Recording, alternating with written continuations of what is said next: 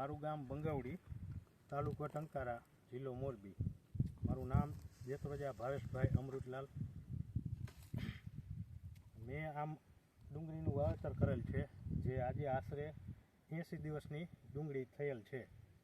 તો મેં શરૂઆતથી ડુંગળી વાવેલથી પછી ઉગી ગયા પછી 25 થી 30 દિવસ પછી આ મોલ રક્ષા કંપનીનું કૃષક, જેનો ડોઝ છે પર પંપે 30 ml, આના એવા 3 છંટકાવ 20-20 દિવસના અંતરે કરેલ છે.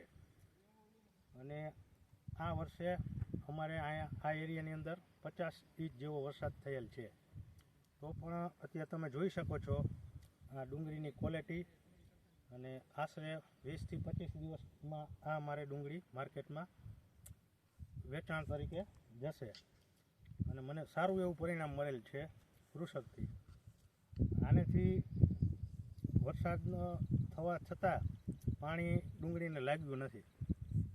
અને તમે જોઈ શકો છો આ 3 છંટકાવ મારેલ છે, તમે આ ક્વોલિટી જોઈ શકો છો.